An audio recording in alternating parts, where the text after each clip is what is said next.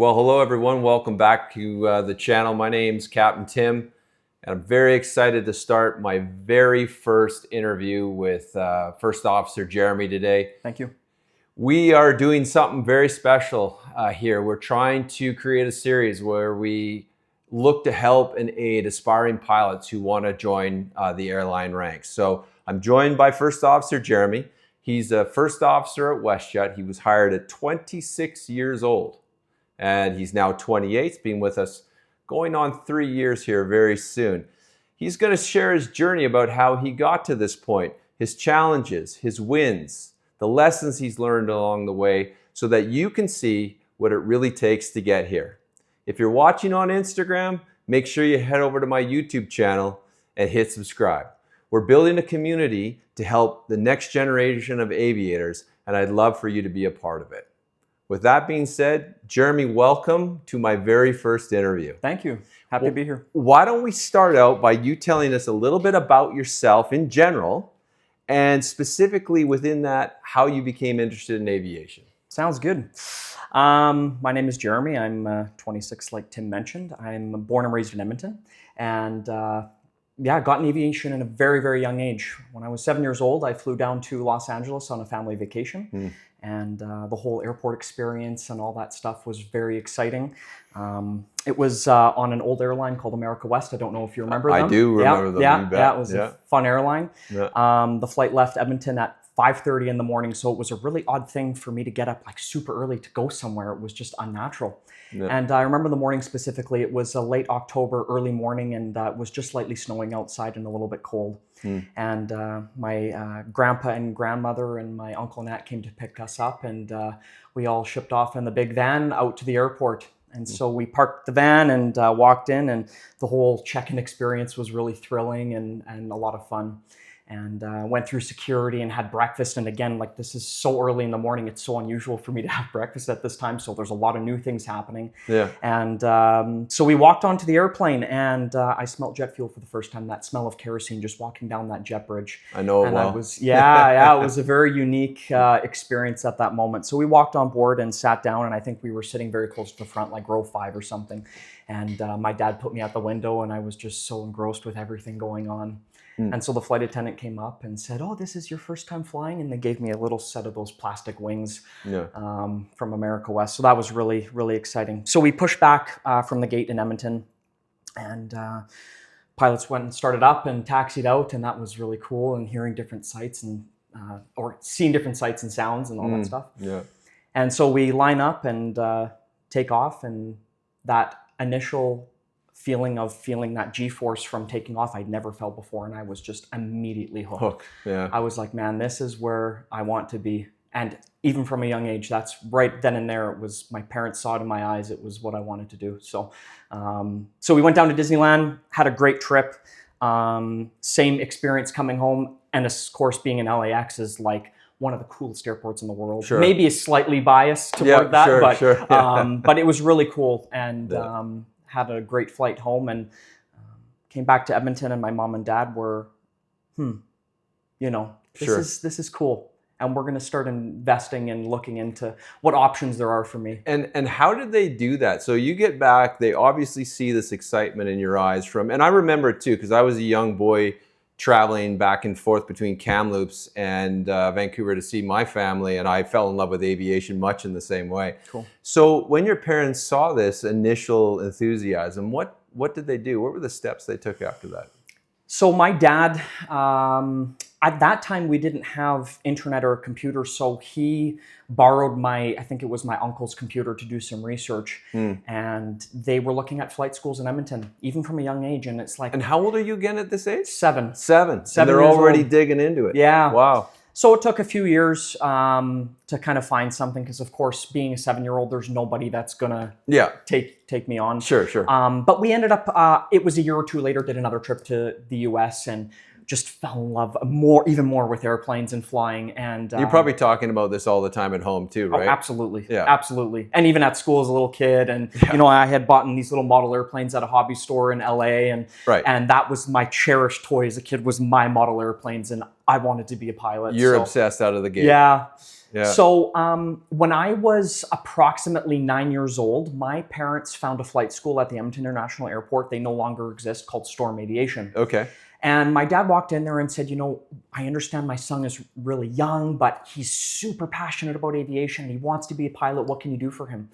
So the general manager of the flight school and the chief flight instructor sat down with my dad and said, you know what, we're going to create an introductory ground school course for your son, Jeremy. No. And he can come in and learn the very basics about how to fly an airplane and about aviation. So that's where I started my ground school journey, was at a very young age at that Storm Aviation. So that is the first time I've ever heard of anything like that. You have some seriously motivated people in your world already at 9 years old. Yeah. So, okay, so you start this ground school, and where does your story take you from there? So I did this introductory ground school for, and the timeline's a bit fuzzy. It's been quite a number of years, but I'm going to say approximately a year to a year and a half. Gotcha. And one of the instructors that was at that school, we ended up hiring as a private tutor for me, just to, like, you know, come over and do ground school from the house instead of us having to drive out to the airport. And it was convenient for her as well. She didn't have to drive out there too. Yeah. And but then unfortunately the flight school closed down. I think it was due to some financial reasons or something like that. Sure. And so I was kind of left without answers about where I may start my training again. And my dad had called a different few schools. No, your son's too young to do this. No, your son's too young. Right. But we stumbled across the Edmonton Flying Club, which is still around today. A very popular school here in Edmonton. And how old are you when you stumble on this? I was 11 years old. Okay. Yeah. So a little bit of time had passed, but sat down with the general manager of the flight school and started my flight training again. But now the actual PPL course started when I was 11. Wow. And the general manager was also very generous and offered me my very first part-time job working as a flight dispatcher at the Edmonton Flying Club. At 11? At 11 years old. Jeez. And at the Edmonton City Center Airport, which is really special. It was a cool place. Oh, very I've flown cool. in there. Yeah. Super cool. Yeah. Right on. Yeah. Okay, so you have amazing people in your life. Some stars are starting to line up. Yep. You're an 11-year-old dispatcher who's already probably mastered all the PPL content. Yeah. Yet you can't even hold a student pilot permit till you're 14. No. And a license until you're, what is it, 16 or 17? I think it's 16. Yeah. It might be different now, but yeah. Sure. So you probably spent a few years dispatching. When did you get a chance to get in an airplane and start actually flight training? When I was 11. That was almost immediately. So I did some ground school stuff and we went up flying. Wow. Yeah. And talk us through that. How did that start off and go?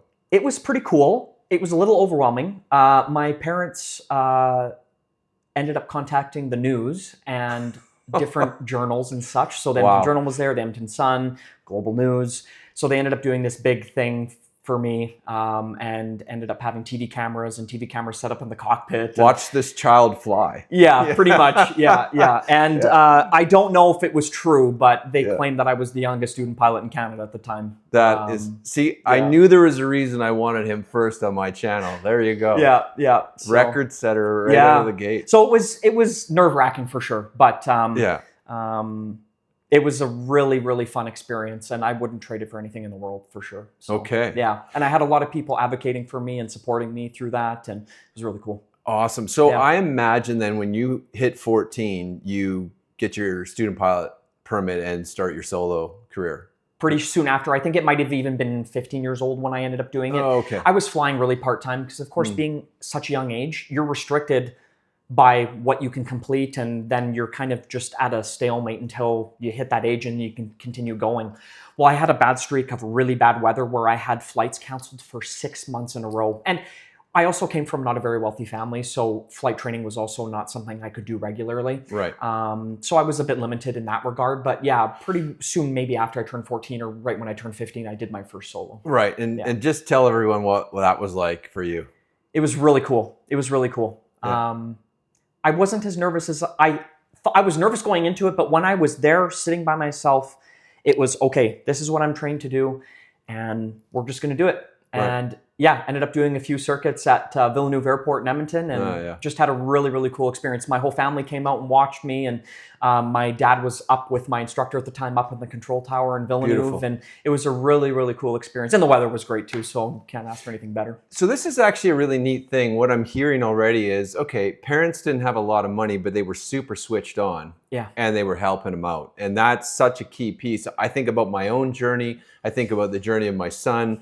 And it really does take a village in this business to raise someone from a non-pilot to a pilot. And I see a lot of that going on. So, okay, let's move on in this piece to, you've got your PPL. I'm assuming that probably happened around that 16, 17. You were Correct. Probably right there. Yeah. How does it look like in that transition out of I'm doing this as a private pilot and now I'm looking at it from a career? How did that switch happen and what direction did you start to take? So I went through a self-paced program. I didn't do a college program. Okay. And so I knew, Why? typically... Why? Just in money Money. aspect. Okay. And I had a lot of connections at this point in aviation and felt that it wasn't worth my value to spend that extra money and time on a diploma where I had potential jobs lined up already and connections. And so you were really in tune with the networking principle right out of the gate. Correct. Which I talked about earlier in a reel that literally got 165,000 views because it was so well received very quickly. So networking, take note of that. Super important. Yeah. Don't need a big fancy college program. Yeah. Sorry. Yeah. Keep going. And just actually to add to that, I've heard a lot in aviation and through right from the beginning of my training to where I am now, it's not always about what you know, it's about who you know. And it's about making those connections and making contacts. And You had that. Definitely. So bring us up to speed. You're on a self-paced commercial program. Correct. With your networking well underway. Yeah. So talk us I'm through that. flying as much as I can. At this point, I have a student loan from the government. As far as I know, they still allow student loans. Yes, they do. Good. As a guy who just put a kid through aviation, yes, they do. Okay, good. Yeah. Good. So I had the student loan, which I was totally unrestricted on how often I could fly. It was like, when the weather's good, let's go. Yeah. And so I was doing cross countries all over the place and going flying with buddies and doing some city tours and going for that $100 hamburger in Calgary and doing the fun stuff. Yeah.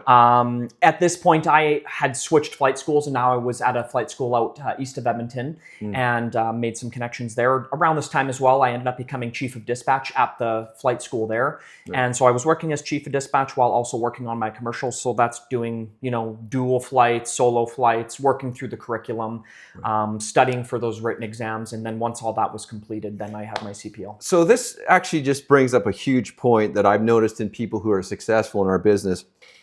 You have to make a decision that you're going to, excuse the phrase, lock in. Mm-hmm. And it becomes kind of an all-encompassing, all-consuming passion that you literally have to say no to all the other noise and stay focused on the task at hand, which is becoming the pilot that you want to be. So Absolutely. You're saying no to things that your friends are doing on the weekend. You're saying no to spending money on things that would take away from your flight training. Yeah. And you're literally becoming all things to all people to show your enthusiasm. I'm willing to do that job. I'm willing to do that piece. I'm willing to go over here to move and do it. And I'm hearing that already in your story. Is that true? Absolutely. Yeah. I was very devoted and committed to aviation. And I did find a good balance, though, between social life, family time, and working part-time also, and working with training. Right. And that's important as well, too, because you need that village, that kind of sanctuary, if you will, of people in your corner to have that balanced Definitely. life and that outlet when things are busy and stressful. Yeah. Okay, so you're in commercial, you're doing training, you've got your network going, you're building your career. How do you get from training into that first job? That's a really tricky thing for young people. Yeah. How did you do that? So again, it goes back to what I said before. It's not sometimes about what you know, it's about who you know. Okay. And I had a lot of connections in my first job that I had. I had multiple friends working that position. So I had lots of references and people were like, man, this guy is like, he's a go-getter. Yeah. Hire this dude right now. He switched on. Absolutely. So when I had first applied to this company, they weren't hiring. But after some persistence showing up at the door, hey, here's a fresh resume. I'm really motivated to work for you guys. they ended up hiring me only just a few short months later. So Wow. And which company was this? this was Cam West Air, which is also based in Edmonton. Okay. And what was your initial flight role when you got that wonderful news that you got a job? Yeah. So I worked 1 week as a dispatcher, 1 week as what they called at the company was a first up pilot, which means that all the flights that came available I got, and then followed by a week off, and I was flying a Cessna 206. Oh, fun. Yeah. So tell me briefly, like, what did that feel like when you got the "you're hired" piece from CanWest? Let's do it.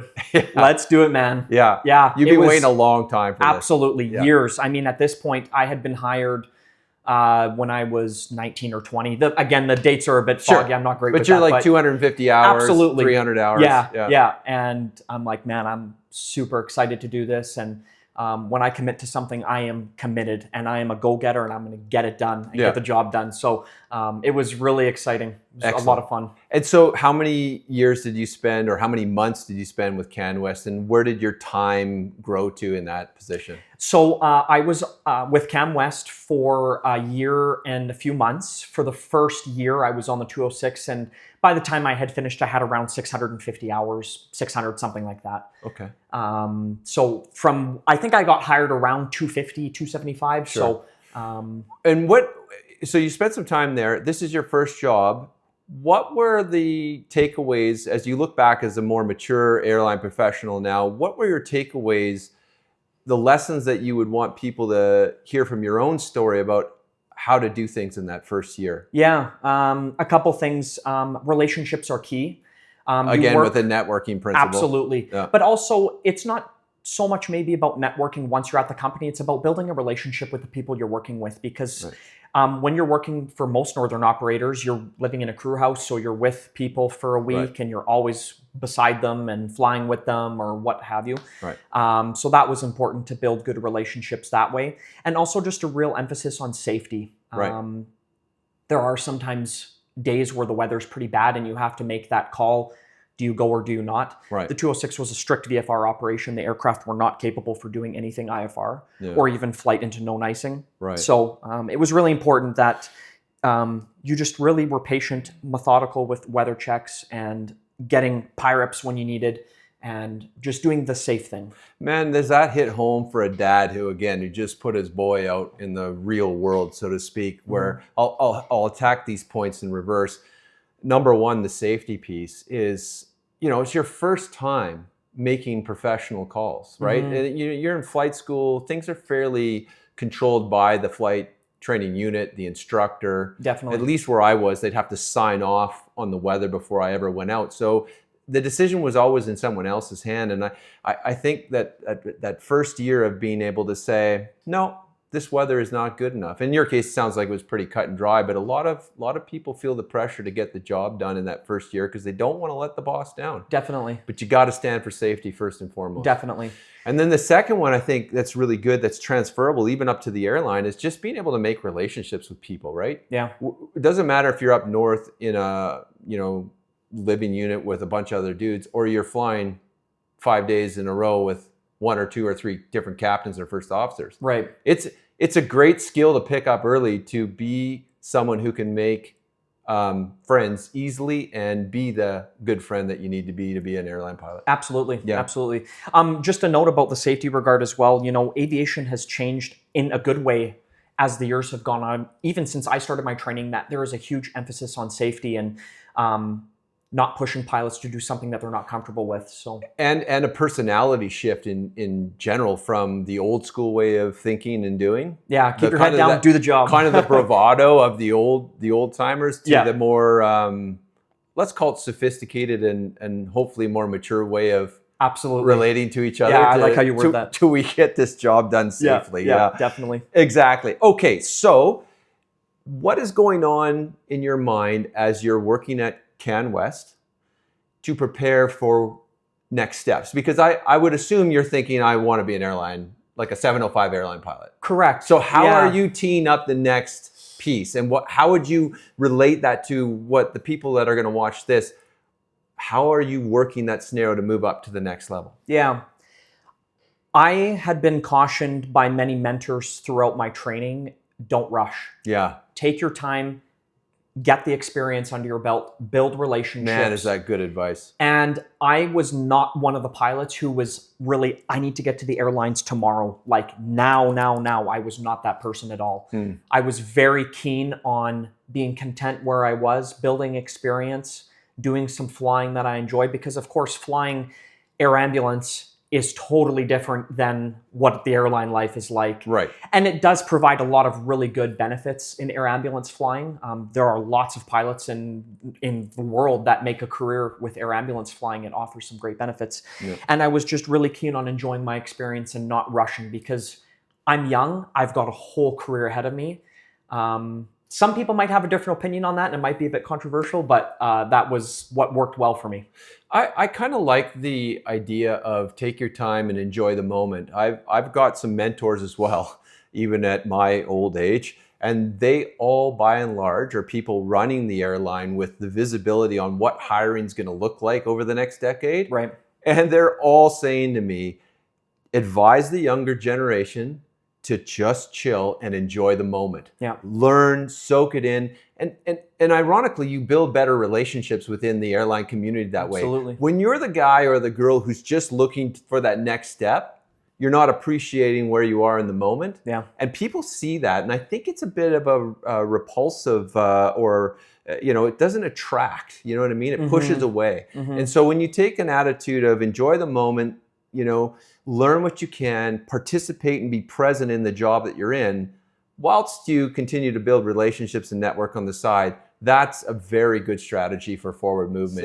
Is that it just makes you more of a likable character when you're not rushing and pushing for that next job with disregard to everybody and everything else going on in the present. That's what I think is a really... It's kind of like that idea of perhaps someone who may be super eager to get to an airline level, is that they use the company as a tool, as a stepping stone, instead of really appreciating the job that they have and the experience that they're gaining. And being a small world, when you take that kind of an approach, the one you took, you're really paving those relationships in a solid foundation for the rest of your career, because you just never know when your past is going to come around to either help you or haunt you.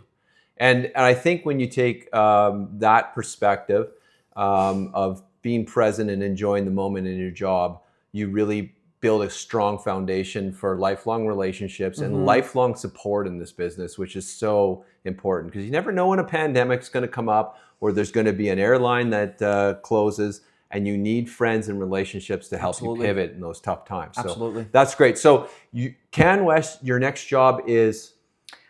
So I had moved to Kelowna and got a job with Carson Air. Carson Air, okay. I flew the King Air 350 for the first couple years, and then was cross-trained on the Beech 1900 Delta. Okay.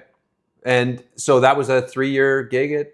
That was 4.5, actually. 4.5 years. 4.5 years, yeah. Okay. Yeah, it was some of the best flying I've ever done in my career. Explain that a little bit.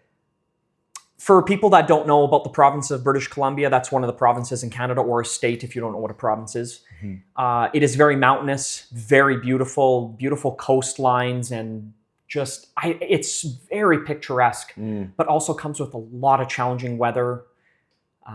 Forest fires, which is a huge thing that was happening when I was working there. Really good experience though, flying in BC. Just BC alone, not just the company, but BC and the province itself is just, there's... Sharpens your IFR really good. And incidentally, I can remember 20 years ago, a British Airways captain said, I've flown all over the world several times, and there's still nothing like arriving from London into Vancouver over British Columbia. Yeah. And he was very, not jealous, but what's the word I'm looking for? He was envious? Envious, thanks. Yeah, he was very envious of the fact that we got to live and actually exist and fly in this area. So yeah, I relate to that. Okay, so tell us how the introduction to WestJet happened. And obviously that was probably the end goal. And tell us how that developed and why you wanted to go to WestJet and why you chose WestJet as an airline. Sure. It's actually a bit of a two-part story. Okay. I'll start with the first part, just since we're still talking about where I was working before. By the time I had finished my career with Carson Air, I was a captain on the King Air and the 1900. Right. And I was also working as part of the management team with the company and built some really great experience in that type of role. Right. And I loved my days of working, but my days off were not so great. And I felt personally it was very hard to connect with friends and make really close, long-lasting relationships in Kelowna. Okay. And which is very weird because most people that live in Kelowna wouldn't say that, but for me it was not the place. And I'm not a super outdoorsy person. Sure. And of course Kelowna is mountain biking, Water skiing, skiing, water skiing, yeah, right. Water sports, outdoor activities, that sort of thing. Sure. I'm not the guy to go mountain biking in plus 40. That's not my cup of tea. Okay. I'll rather go here in Edmonton where it's 15 degrees on a nice, road trail, something like that. So, Right. And it had piqued my interest. I had always wanted to come to WestJet ever since I was a kid. And they had just opened up an Edmonton base for pilots. And I figured, I think this is my time to go back home. And I'm from Edmonton, born and raised, so this was a really cool opportunity that presented itself. Right. It was a really difficult decision for me to leave, though. I remember the day very specifically when I had made that choice to inform the company that I was leaving. I walked into our chief pilot's office and I broke down crying in front of him. And I just said, I am so sorry to bring you this news. And this is not something that's easy for me because I love this company with all my heart and I more love the people that I work with. Right. And I'm making a really tough decision that I'm going to decide to close this chapter of my life and move back home and pursue my airline career. And that was really tough. And then I walked into the flight ops operations manager's office and same thing, crying in front of him, and I'm really sorry. And I had a very, very good relationship with these people, especially in the last year of me working there as part of that management team. I built a very, very close and intentional relationship with them. And then finally I walked into the general manager's office, who I was very close with as well, and told him, and he was very appreciative of me coming and being a stand-up gentleman and coming and giving him that info face-to-face instead of just sending a quick email, hey, I'm quitting. Right. And that closed that chapter on my life there. So the second part of that story, when I was a kid, and I'm going to say I was probably about 13 or 14 years old, I spoke at an aviation conference here in Edmonton about young pilots in aviation. And there was a captain who was a chief pilot for WestJet that was there at the same time. Do you remember his name? Yeah, John Mulder. Okay. John Mulder. Yeah, still a very good friend of mine to this day. So, Gotcha. So John was speaking there on behalf of WestJet, just talking about his role as a chief pilot and WestJet as an operation. And I had flown on WestJet prior to this on a Disneyland trip. By the way, I've been to Disneyland 9 times. Big Disney fan, just as a sidebar, not a sponsor. But I love it too. So, it's great. It's great. So we had flown WestJet multiple times down to LA after America West had been sold and they cut the route to Edmonton. And so I already was like, I love WestJet. And then I had met John and was just like starry-eyed, like, this is amazing. I get to meet a captain for WestJet and a chief pilot. You know? Right. And so we went and talked to him after, and he could just see I was so interested. And he said, Jeremy, I'd like to invite you and your dad down to Calgary, and I'd give you a tour of our campus and training facility. And I was like, this is so cool. Wow. So a few weeks or maybe a few months went by, I don't recall, but we ended up going down to Calgary, and he gave my dad and I a tour of the entire campus about flight operations and training and customer service. Everything. I mean, we went to every floor and took it all, and it was a long tour, and it was like so cool. And at this point, I am like, man, this is where I want to be for like my final end career job, WestJet. That's where I want to be. And so the tour ended, and I figured, okay, well, this tour has ended and I'm a little sad, but it was a great experience. And John says, Jeremy, we're not done yet. I've got us a 2-hour simulator session booked in the 737 simulator. Wow. Yeah. Very classic. Yeah. It was an amazing experience, man. Like, that was so cool. And how old are you at this time? Around 13 or 14. So this is locking in a tremendous memory. Absolutely. To set this whole WestJet career up. Absolutely. A decade or more later. Yeah. 15 years later type of thing. Yeah. Wow. And that really drove home to me specifically why I wanted WestJet to be my family in the future, was because of the culture that John began to foster in me as a young kid. Right, and you see it on display in your relationships at Carson, right? Which is why it was so tough to leave for you. Yeah. That kind of deep commitment to the team, to the family of the airline. Yeah. That's exactly what WestJet's always been about. So you were destined to be there. Absolutely. Okay, so how did it go for you when you first came to WestJet? Did it meet the expectations of what you had always hoped it was? 110%. Really? 110%. So you're a happy guy. Very happy. And you've had 2 full years basically with us. Correct. Yeah. 2.5. 26. Yeah. 26 you got on. Yeah. One of the younger guys. Yeah. And now you're almost 29. Yeah. Yeah. Wow. Yeah. Okay.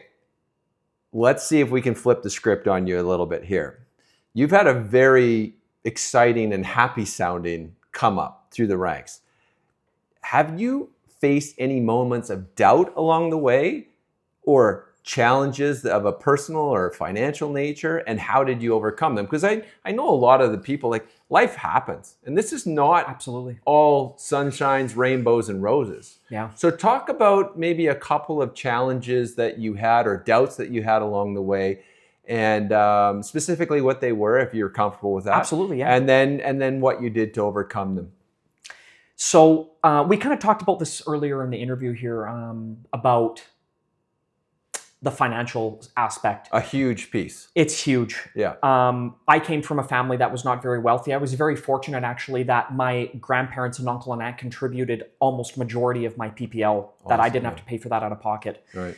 And they were a huge, huge help in that regard. And I was very thankful for student loans, but I had to work while I was also doing training to be able to afford to pay off the loans and save up money in that regard. And so there was definitely stressful moments in that where it was like, sometimes you're sick and it's like, hey, I can't call in sick to work today because I got to get the money to pay for my training. Right. So that was definitely a bit of a hardship temporarily or periodically throughout my training, was just having some financial stress and pressure with that. But the government offers really great options in paying back the loan. And my aunt actually did me a huge solid and ended up buying all of my student debt. And then I was going to pay her back interest free. So that was a huge, huge saving grace for me. Right. That happened. So I kind of had a bit of a lifeline with that. I didn't have that like pressure that I had to pay off that student loan tomorrow. Right. So very cool.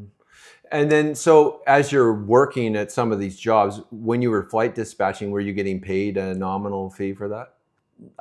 What's that? Like were you getting a wage for doing your flight dispatch? Oh yeah, absolutely. Yes, definitely. Yeah. And that obviously went toward paying off the loans and. Yeah, and I'm assuming that when you're as passionate as you are about this kind of thing, you're probably not spending money frivolously on other things. You're locked in. Well, sometimes. Okay. We have Disneyland. So Don't forget Disneyland. But also cars. Okay. Cars is a bad habit. Oh, really? Oh, yeah, definitely. We'll have to do another interview for the other part. Definitely. Okay. Definitely. All right. So with that being said, we're kind of coming to the end of the interview, and I want to pivot back to the audience that we're trying to. What are some of the things that you know now, if any, would you have told your younger self that you might have pivoted or changed anything? Is there anything in your past background that you would have changed? I was someone, and I would say even still to this day, I'm not someone who does well with written exams. Okay. And the Transport Canada exams are very, very difficult. Yeah. And for me, my commercial license exam was very, very difficult. I ended up failing it the first time, partial passed the second, and then finally passed the third time. And that was really, really stressful for me. And I think if I could go back today and tell my younger self something, it would be patient, be thorough, and take your time. Yeah. Even though I knew in my mind, take it easy, take it slow, some days I just would be firing on all cylinders and I just want to get this done so I can get on to the next stage of my training. And in reality, it was that I think I was perhaps rushing myself through studying and putting a tremendous amount of pressure on myself that didn't need to be there. Yeah. Did you ever get a sense when you had the failures in the writtens, or any other failures for that matter, that you had damaged your chances at this career? 100%. Yeah. 100%. And was that true? Absolutely not. Yeah. No. And that's what I want people to hear, is that how much of our professional selves today have been molded through failure. And I think that, spending decades now as a pilot in aviation, And knowing personally some very well-respected captains in this industry that have had failed PPCs, for example. That's our annual pilot proficiency check. Some of the best pilots I know have had failures. And, it's not the end. It's a pattern of failure that we become concerned about. Yeah. But failure often drives us to reevaluate, to buckle down, to seek advice from others that may have also had issues like this in their career, and to learn from them and emerge a stronger and healthier human being and better pilot. Absolutely. Yeah. That's fantastic. So on the same kind of level as that question, what advice would you give if there's 2 or 3 or even one thing that you would want to say to that 16, because I don't think there's many 11-year-olds like you, exceptional like Probably case, not, yeah. 16 to 22-year-old range where they're just starting their private pilot's license. I have a son who's turning 16. He'll be starting his PPL. What would you say to that 16 to 22-year-old category of person that's trying to become an airline pilot? What are the top couple things? First and foremost, I have flown with people in my career who hate flying, who hate airplanes, who hate airports. Don't ever pursue a career if you don't enjoy what you do. Yeah, that's good advice. When I go to work every day, I don't think of it as a job. I think of it as a privilege and an honor, and it's exciting. If you don't think of it that way, maybe not to that extreme extent, but if you look at it as a job and it's like, oh, I got to go to work today and I'm tired, it's probably not the career to get involved with. Sure. It's also one of the very unique careers in the world where, while we do gain hours and experience, companies don't see that as, well, because you have 10 years of experience, if I go to another airline tomorrow, I have to start from the very bottom. Right. And I'm making the base pay. I don't get compensated for my experience in that regard. Right. And so I think that would also be kind of maybe back to something that maybe I didn't know about before when I was training that I wish I would have known. Sure. Is really, it's important to strategically plan your career and kind of have a very specific game set plan. That is such good advice for the young person to hear, because I personally have had many temptations over the course of my career to take other jobs and jump ship because the grass looked greener. And I am so thankful that I've always returned to the position that I love where I am. I work for wonderful people. Yeah. And I built a little bit of seniority.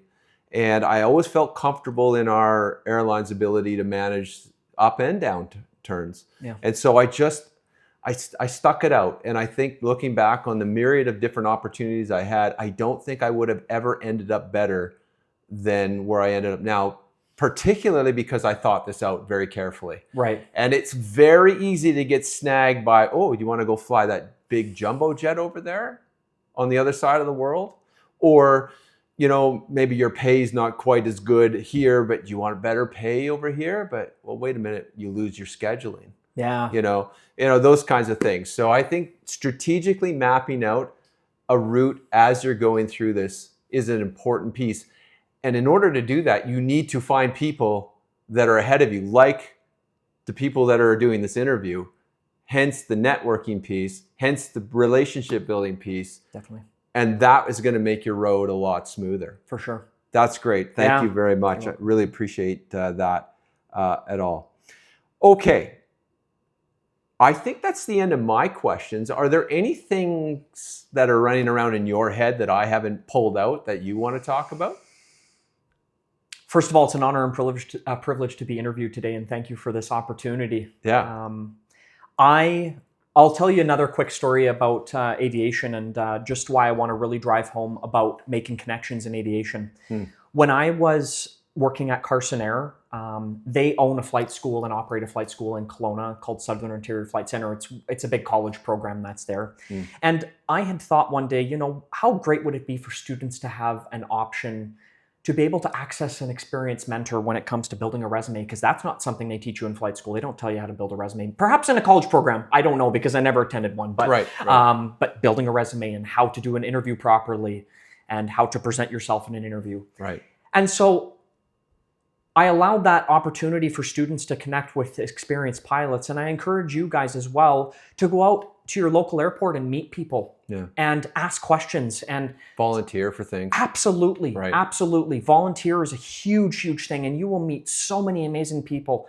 And especially on the volunteer front, I had the privilege of meeting a lot of really interesting people that have a lot of extensive military background and hearing really cool stories. And even a guy who no longer is alive, unfortunately, but he was a rescue medic in the like rescue helicopter stuff. Right. And he ended up free falling out of a helicopter like 200 feet onto a side of a mountain and survived. An amazing, amazing miracle that he survived. Wow. But just hearing interesting stories about flying from him, even though he isn't a pilot himself, just from that experience. And it really builds your experience and your knowledge about what exists in aviation, and hearing other people's stories and being like, oh, I remember, this guy that I met a few years ago told me, like, don't ever do this. And now I'm having this similar experience now. And I remember that conversation from before. So I really want to drive that home. It's really important to make strong connections in aviation.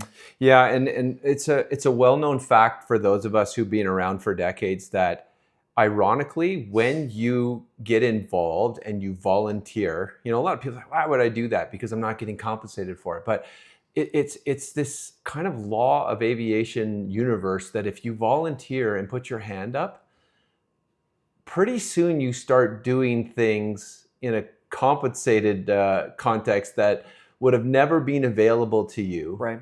And it blows your mind because you're like, because you were passionate, because you put your hand up, because you make an intentional choice to get involved and to do, stuff without being, necessarily paid for, you find yourself swimming in a pool of more opportunity and more compensation, both monetarily and otherwise, than you would have ever had taking the other route. So absolutely, that is one of the laws of this aviation jungle that I have learned over the years. So that's great advice. Okay, well, I think that's where we're going to wrap it up. I want to thank you very much for hosting us in your beautiful home. Thank you. And being a number one on our interview series here. Thank you.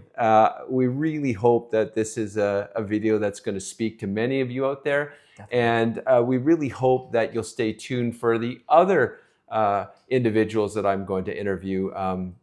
Not everybody's story is going to impact every single person. So my goal is to get a wide variety of individuals on the channel to share as much aviation experience as possible. So one thing I did want to grab before we closed is you have an Instagram channel as well where you share a lot of your passion. You can see he's a very passionate guy. And if you want to continue to see his passion and, by the way, his wonderful socks.